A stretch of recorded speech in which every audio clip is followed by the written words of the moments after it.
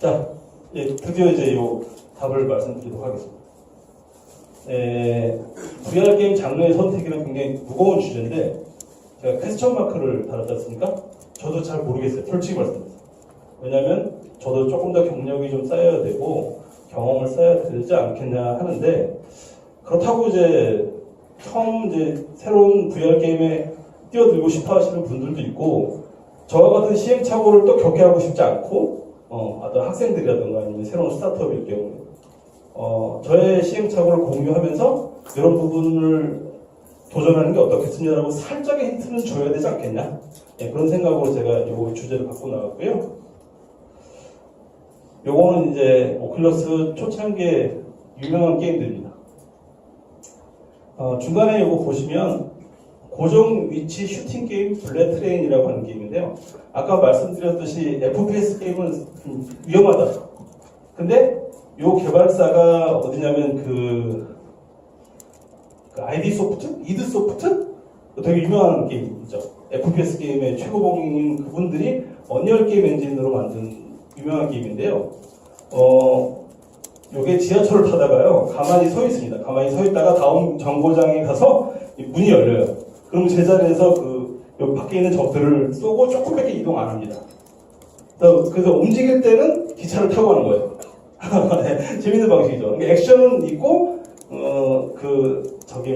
이동은 최소화. 요것도 답이 될 수 있습니다. 이게 왜 답이 됐냐고 제가 말씀드리냐면, 여러분들 예전에 그 아케이드 게임 중에, 그 일본 게임 중에 제자리에서 총 쏘고 이렇게 발로 이제 재장전하고 하는 게임 있지 않습니까? 그런 유의 게임이 요런 거예요. 요런 거를 이제 보통 레일 슈팅 게임이나 이런 거를 말씀드릴 수가 있는데요. FPS가 분명히 한계는 있지만, 가능은 하다, VR로. 움직임의 제한을 두고 텔레포팅을 잘 이용하면 불가능하지 않다. 그렇게 말씀드릴 수가 있습니다. 그리고요, 퍼즐류의 게임. 괜찮습니다. 퍼즐류의 게임이, 아니, 요즘에 퍼즐 게임 누가 해? 라고 말씀하실 수 있겠는데, 가능하다는 얘기는 좀 이따 설명드릴게요. 그 다음에 이거는 테이블탑 형태의 전략 게임. 예를 들어서 여러분들 이제 아이디어인데, 클래시 오브 클랜이라는 게임 아시죠? 그거를 만약에 VR로 한다고 생각해보세요. 재밌죠? 자기는 별로 안 움직여도 되고, 주변을 둘러보면서 이제 뭘 타워를 짓고 막 이러면 괜찮을 것 같아요. 그런 류의 게임들이 이제 테이블탑 류 게임이라고 합니다. 그런 류 게임은 괜찮을 것 같고요. 당연히 이제 많은 남성 유저분들이 원하는 이제 이런 미소녀의 게임, 당연히 이제 일본에서 아마 흥행을 하지 않을까 생각하고 있습니다. 그 다음에 요것도 재밌는 방식인데요. 굳이 이제 개인용 게임에만 VR이 도입될 것 같지는 않고요. 어떤 테마파크, VR 테마파크라든가 아니면은 이게 롤러코스터입니다. 롤러코스터를 하시는 분이 왜 이걸 뒤집어 쓰고 있지? 라고 생각하죠. 롤러코스터 같은 경우에는 대표적인 장치 산업이라고 하지 않습니까? 장치 산업이라는 건 뭐냐면 이제 어떤 설치를 다 한 다음에 유저들을 이제 끌어모아가지고 돈을 버는 거죠. 하지만 그분들은 질려요, 좀 있으면. 그러면은 다시 장치를 바꿔야 되지 않습니까? 근데 롤러코스터는 비용이 엄청나게 들죠. 그럴 바에는 기어 VR을 써가지고 장치 안 바꾸더라도 이걸 쓰니까 우주 공간이 되고 뭐 물속이 되고 이러면 그러니까 장치를 안 바꿔도 그것도 돈을 벌 수 있지 않습니까? 그래서 많은 시도가 일어나고 있어요. 근데 롤러코스터가 VR 롤러코스터라고 합니다. 가장 이렇게 시도를 하는 이유는 첫 번째가 멀미랑 어지러움 때문이에요. 여러분들 아마 관심 있으셔가지고 구글 카드보드라고 종이로 된 거 있지 않습니까? 그걸 껴가지고 핸드폰 껴서 제일 먼저 하는 게 VR 롤러코스터일 거예요, 아마. 그리고 한 3분 정도 뭐야 이거? 이렇게 아마 놀라셨던 경험이 있을 거예요. 왜냐? 제자리에서 롤러코스터라면 당연히 어지럽죠. 그러면서 어떤 분들은 이거 진짜 같아, 멋있어 이러는데 그건 안 좋은 일입니다. 인체에 부작용이 일어나는 거죠. 좋지 않은 일이죠. 그걸 없애야 되는 게 여러분들 첫 번째 목표예요. VR 게임을 만드는 사람은 부작용을 없애야 됩니다. 자, 다음 넘어가도록 하겠습니다. 아까 제가 약간 이제 너무 부정적인 얘기만 해가지고 죄송한데 이제는 약간 긍정적인 얘기를 좀 드리도록 하겠습니다. 위에 있는 부분이 이제 우리나라의 국내 모바일 게임의 어떤 역사를 인터넷하고 누가 정리해 놓으신 분들이 있더라고요. 그래서 이 자료를 제가 쏙 빼왔는데 그 스마트폰이 등장하고 모바일 게임 시장이 형성되는 과정이 이렇더라고요. 2009년부터 시작해서 2011년까지가 이제 스마트폰의 등장이다. 그 다음에 2012년 이후로 이제 소셜 플랫폼, 카카오톡이죠. 카카오톡이나 이런 게 나오면서 이게 번성했다. 이런 얘기예요. 그러면 장르 한번 보실까요? 그 스마트폰 게임에 가장 먼저 나오는 얘기가 그 로비오사의 그 앵그리버드라는 게임이 있습니다. 앵그리버드라는 게임이 기존의 어떤 다른 시도와 달리 대성공을 거둡니다. 왜 성공을 거뒀냐면 스마트폰의 이 터치 방식을 적절히 사용을 했어요. 그러니까 자, 여기서 힌트가 되는 거죠. 여러분들도 VR 기기를 명확하게 이해하고 VR 기기의 한계 상황을 명확하게 이해한 상태에서 거기에 걸맞는 캐주얼한 게임을 만들면 성공할 수 있다?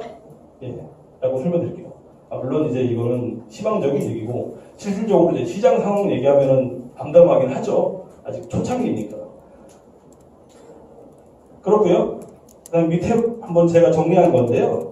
밑에 있는 부분은 제가 이제 감히 이제 뭐 시장 상황이라든가 뭐 이런 걸 얘기하긴 좀 주제가 이제 안 되긴 하지만 그래도 회사를 운영하는 입장에서는 나름대로 예측하고 이거를 이제 결정을 해야 되기 때문에 저런 생각을 좀 정리해 놓은 겁니다. 그러니까 뭐 한번 봐주시고요. 저희 현재 2016년은 VR 하드웨어 플랫폼이 새로 발표됐기 때문에 플랫폼 경쟁이 시작된 시기일 뿐이에요. 가상현실 게임 시장이 열렸다고 말씀드릴 수가 없습니다. 가상현실 게임 시장이 열린 게 아니라 가상현실 하드웨어 시장이 열렸을 뿐이죠. 그렇죠? 그리고 제 생각에는 2018년, 그 다음에 2020년쯤은 돼야 이제 가상현실 게임 시장이 제대로 열렸구나라고 말씀드릴 수가 있어요.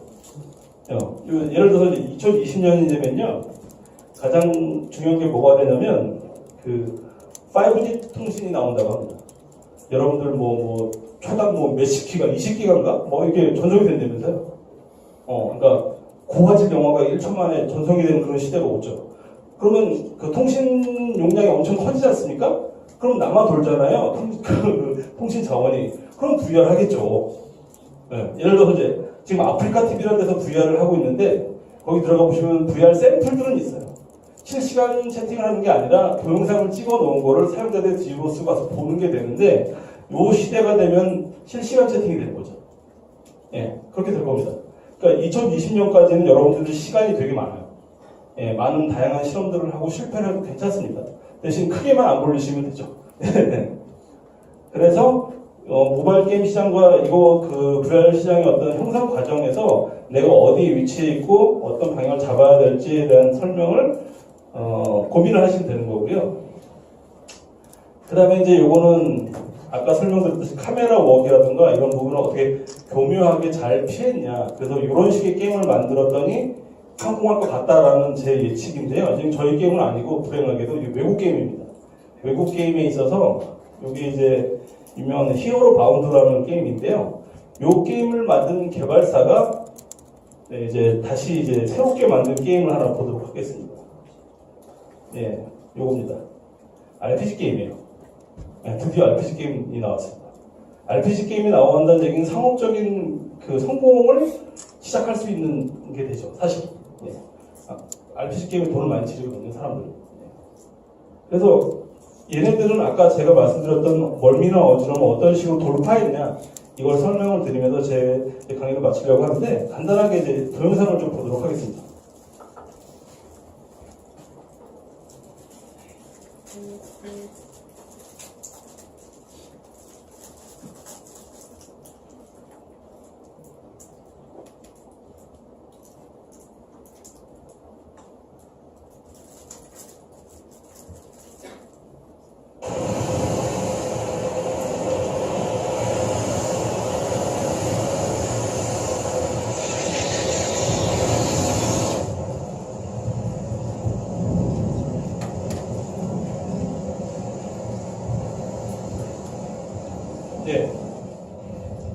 RPG 게임이랑 뭐가 다를까요? 카메라 유심히 봐주세요.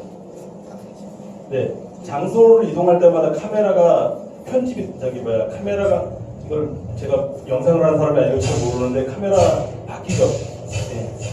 근데 기존의 카메라는 그 캐릭터를 끊임없이 이렇게 이제 따라다니는 그런 방식인데 이런 방식으로 연출을 하게 되면 오히려 더 그 어떤 스토리텔링, 어떤 영화적인 어떤 기법이라든가 이런 거를 시도할 수가 있습니다.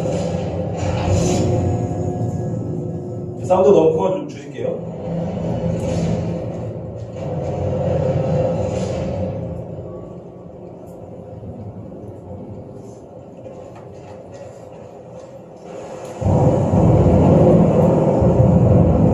네, 이 정도면 이제 결론은 나올 것 같고요.